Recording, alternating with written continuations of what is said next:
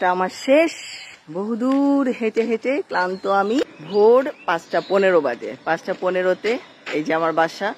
আমি বের হলাম হাঁটতে। আজকে দেখেন রাস্তা কত ফাঁকা। গরম তো আজকে প্রচুর পড়েছে। আর রাস্তায় বের হয়ে যেটা মনে হলো, না বাতাস, এই দেখেন গাছের পাতা নড়ছে না, সেভাবে গাছের পাতা নড়ছে না, কিন্তু হাঁটতে ভালোই লাগছে। বাতাস নেই মানে, কিন্তু পরিবেশটা ভালো। কেমন আছেন সবাই?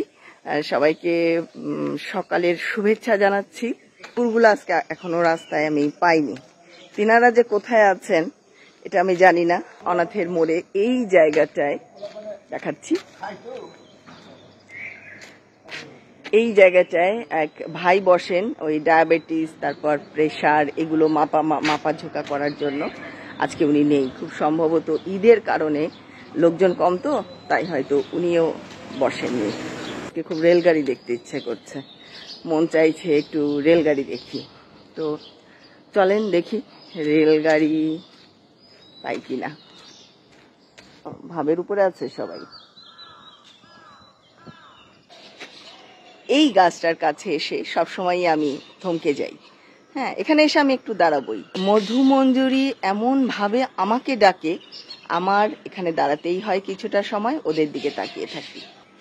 আর শালিকেরা ডাকাডাকি করছে, একটু পরেই ঝগড়া বাঁধবে। শালিক যখন এভাবে ডাকে আমি দেখেছি কিছুক্ষণ পরেই মোটামুটি ঝগড়া বেঁধে যায়। দেখেন রাস্তায় কেউ নেই, তো আমি একেবারে একা হেঁটে যাচ্ছি। হেঁটে এসে এই যে সজনে পাতা আমি কাঁচাও খাই মাঝে মাঝে, একদিন কাঁচাও খাই ছিঁড়ে, গাছ থেকে ছিঁড়ে। আর আপনারা নিশ্চয়ই জানেন সজনে পাতাও কিন্তু শাক হিসেবে খাওয়া যায়, ভর্তা হিসেবে খাওয়া যায়, বিভিন্নভাবে খাওয়া যায়। Super food. এই পুকুরটায় এত মাছ, আমার মনে হয় যে পানির চাইতে মাছ বেশি, মানে হাত দিলেই ধরতে পারবো মাছ। এই যে মাছের ঝাঁক, ওই যে দূরে মাছের ঝাঁক, এগুলো পোনা। আমার ঘুম ভেঙেছে, আমি হেঁটে এসেছি প্রায় 45 মিনিট, কিন্তু তিনাদের কারোরই ঘুম ভাঙেনি।